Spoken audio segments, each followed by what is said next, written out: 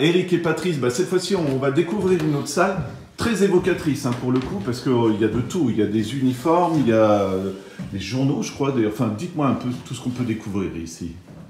On peut peut-être parler, Patrice. Alors, bon, il faut dire qu'au départ le musée, c'est un musée qui était construit autour de dons. Les familles françaises ont donné pas mal d'objets, les descendants de combattants aussi ont aidé à constituer une partie de la collection. Par exemple, l'uniforme traditionnel, on va dire, du soldat français du mois d'août 1914 a été offert par une descendante d'un des soldats qui a été tué ici à la bataille d'Aeth. J'imagine que c'est très émouvant, parce que moi, à chaque fois que je suis devant une tenue, il faut quand même penser qu'il y avait quelqu'un qui l'a porté. C'est un vrai... Enfin, je sais pas, ça a plus de 100 ans, ce costume, quoi. C'est émouvant, et puis on peut faire preuve de compassion vis-à-vis de ces hommes qui, quand ils arrivent ici, ils débarquent du côté de Verdun, on est en été, ils viennent à pied jusque chez nous, par marche et contre-marche, on ne peut pas dire que ça, ils arrivent en ligne directe, c'est de la laine, c'est bien chaud, le matériel, vous en avez pour une trentaine de kilos sur le dos, certains n'arrivent pas jusqu'ici, on a déjà des pertes à cause de la météo, à cause de la chaleur, et c'est vrai que ces hommes sont habitués. Le service militaire, en France, il y a beaucoup de marches et d'exercices au niveau de la marche, mais je pense qu'il fallait quand même endurer tout ça. Et d'autant plus, comme je l'ai dit tantôt, l'orage de la veille avait détrempé ces uniformes déjà très lourds de laine. Et donc, voilà, c'était un élément complémentaire qui n'est pas très agréable pour ces soldats qui, réveillés d'ailleurs pendant la nuit, étaient déjà en marche vers leur destin funeste. On va dire ça comme ça. C'est un officier là-bas, alors on en profite un peu pour visiter le musée du coup. Ça, c'est un petit peu comme celui-là, mais là c'est la famille de l'officier ici qui a donné cet uniforme. C'est un commandant du 113e régiment d'infanterie. La caserne du régiment, c'est Blois et Romorantin. C'était un chef de bataillon, c'est le chef de bataillon Maugis qui a été tué le 22 août 1914 à Baranzy, à peu près pour ceux qui connaissent, là où se trouve le cimetière militaire. Ce n'est pas l'uniforme qu'il portait le jour de la bataille, puisque les vareuses françaises étaient différentes au moment des combats. Ça, c'est son uniforme. D'après la famille, la dernière fois qu'il l'a porté, c'est le 14 juillet 1914. Voilà. Donc c'est un commandant d'infanterie. Certains de ces effets qui sont là. Oui. Voilà, alors différentes pièces. Je vous laisse, Patrice, si vous voulez bien rejoindre Eric, comme ça on reste ensemble. Pardon.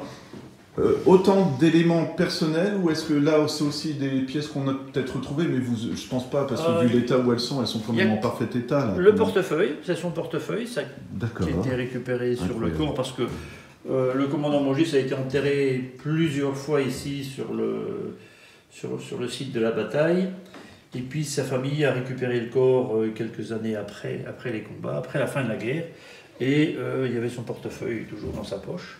Alors il y a des pièces aussi qui sont données par des gens de la région, parce que il y a tellement, quand vous avez une division qui arrive ici sur le terrain, il y a énormément de matériel, et énormément de matériel perdu que les gens ont essayé de récupérer, même à l'insu de l'ennemi qui interdisait tout ça. On continue la visite, tout simplement. Là, on est dans la partie allemande, on va dire.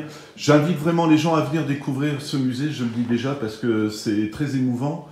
Et on ne sait pas, c'est ce que vous m'expliquez aussi, il y a beaucoup de gens qui ne savent pas ce qui s'est passé ici, finalement. Oui, ça c'est sûr que... Oui. Alors on a voulu faire un petit peu le pendant, on a vraiment l'uniforme français complet, on a voulu faire le pendant avec l'uniforme allemand pour un petit peu comparer un petit peu les tenues de l'époque. Et là on a un fantassin allemand du 46e régiment d'infanterie qui s'est battu à Aeth. On peut dire que c'est un uniforme moderne quelque part, déjà par sa couleur. Le seul élément un petit peu anachronique dans l'uniforme allemand, c'est le casque à pointe. Et là, c'est par rapport aux troupes françaises où vous expliquez qu'ils avaient marché plusieurs jours pour venir jusqu'ici. Ils étaient déjà en cantonnement, non, les Allemands, du coup? C'est un petit peu près pareil. Les unités qui se battent ici le 22 août du côté allemand, non, ils rentrent en Belgique assez tard aussi. Ah, d'accord. Les Français arrivent ici le 21 août au soir. Ils se battent le 22. Et je sais que le régiment, la division qui se bat à Aide, par exemple, rentre du côté d'Arlon vers le 16. Et ils sont à Étal quand ils reçoivent l'ordre de faire route vers le sud, vers Virton et vers Aide. Les deux divisions vont se séparer.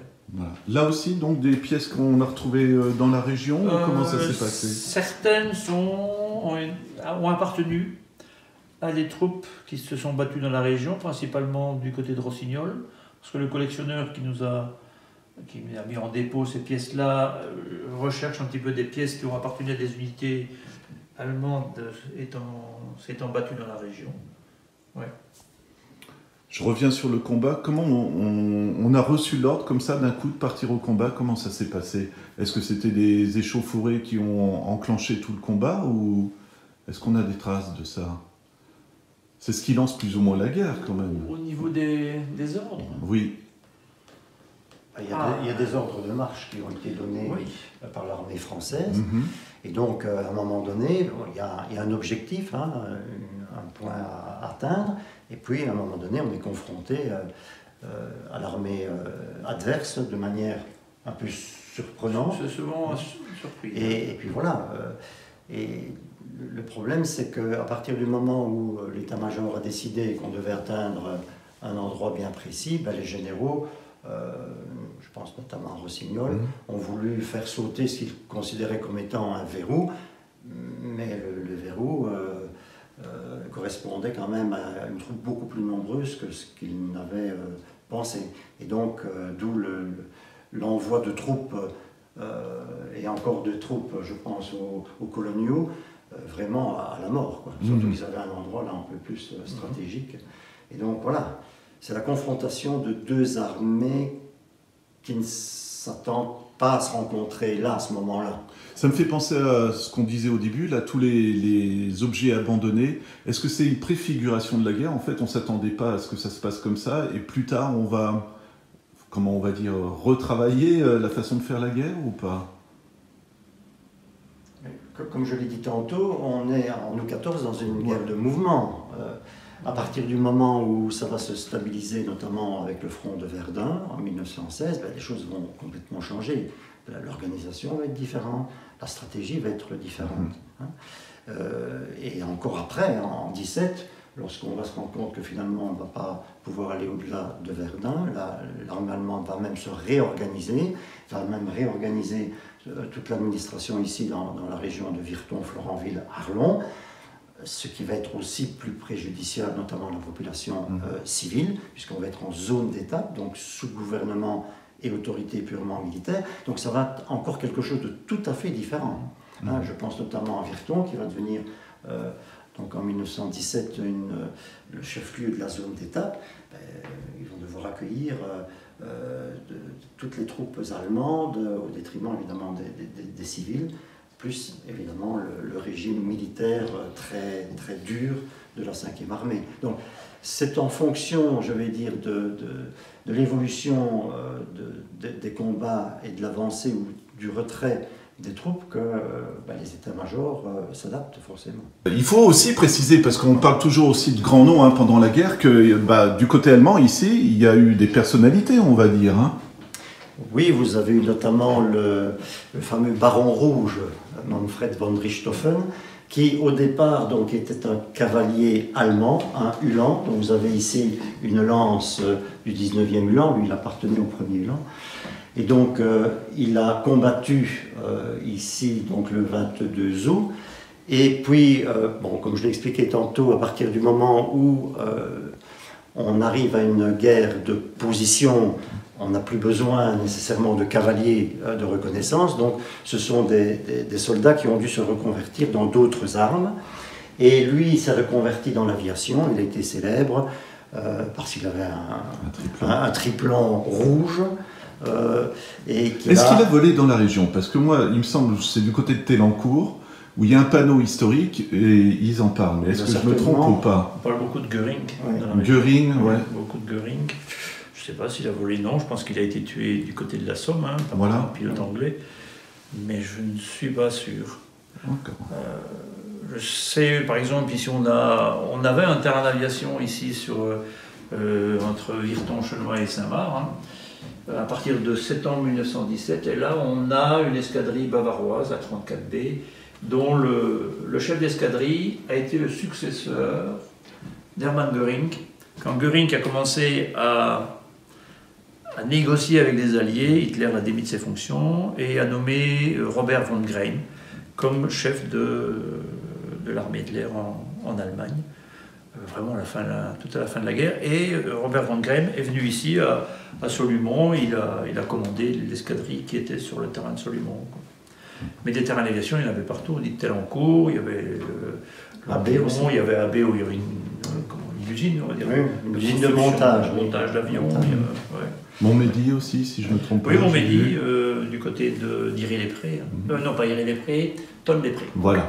Beaucoup de combats aériens, parce que ça, c'est un aspect qu'on connaît moins quand même durant la guerre. C'était sur la fin. En reconnaissance, sur le reconnaissance, front. C'était des avions de on est reconnaissance. tout près de Verdun, hein, donc ces gens-là volaient sur Verdun. Il y a eu des bombardements français. D'ailleurs, Nestor Houter en parle dans son Jean ses carnets. Mais ça, je n'en sais pas plus. Alors une autre personnalité donc, qui a combattu ici dans la région, c'est Rommel, donc célèbre surtout durant la guerre 40-45. Donc il était du côté de Blé, à Blé, 124e, et donc il a quelque part participé donc, à la bataille d'Aide, donc sur le flanc. Oui, c'est vraiment... c'est le flanc droit de la bataille de la 7e division, donc à Aide. Voilà.